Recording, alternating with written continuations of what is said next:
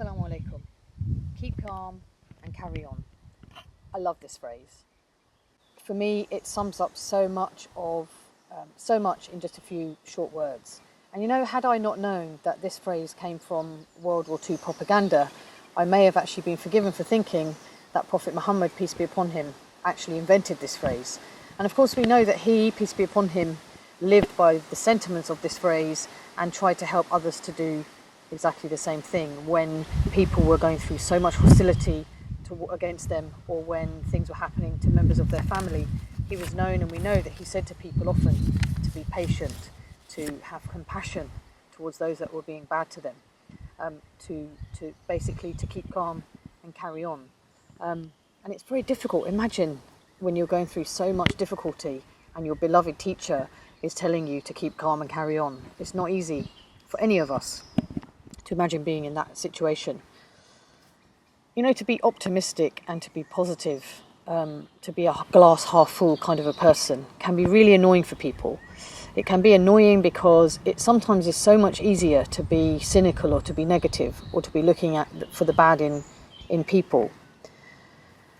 And especially when all around us seems negative. And of course, right now in the world, it really does seem like the worst it's ever been. You know, quite often we hear people talking, and I also think often, how can the world have ever been worse than it is now?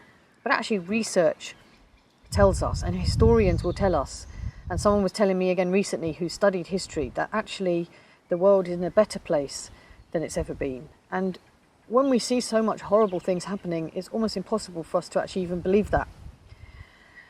I think, you know, a narrative of doom and gloom, of always looking for the worst in things or to be focusing on the bad, actually sometimes is easier.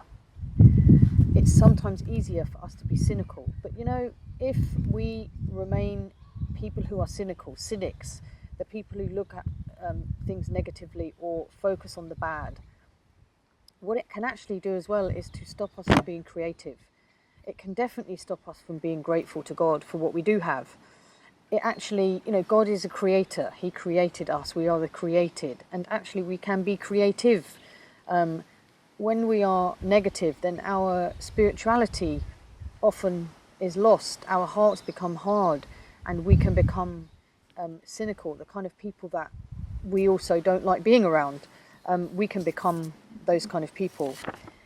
You know, it's the beloved month of Ramadan, and I, for one, am so thankful to have been given an opportunity to have another Ramadan. I'm really looking forward to the things that I can do, and I pray that I don't waste my time. And I also really feel it's very empowering for me to have a personal relationship with God, obviously throughout the year, but in Ramadan I pray I make more effort to have those one-to-one conversations, to pray to God. And one of the things I will pray for myself and for others, imagine a couple of 100,000 of us, just a small percentage of us Muslims in Britain. Imagine if we come out of this Ramadan 2017 being people who are optimistic, who are more positive, who are more compassionate, who are able to rise above difficulties, who don't just focus on what's going wrong, but try and look for solutions of what we can do to be part of the problem. You know, the older you get, I'm 45 now, and I realise that life is too short. I don't know how much time I have left on this earth, and sometimes that's scary, and sometimes it's motivating to know that we have to try and use our time as positively and as productively as we possibly can.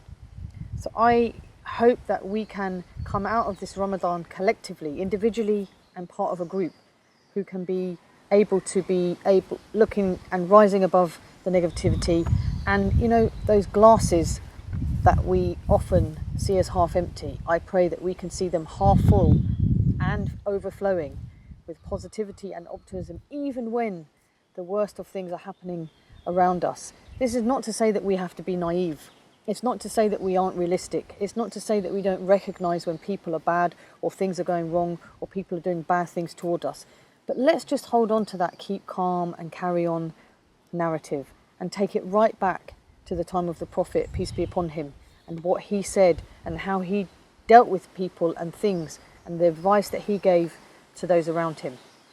I pray that you have a blessed Ramadan. I ask that you pray for me in your blessed prayers, and I wish you every happiness and success. Assalamu alaikum.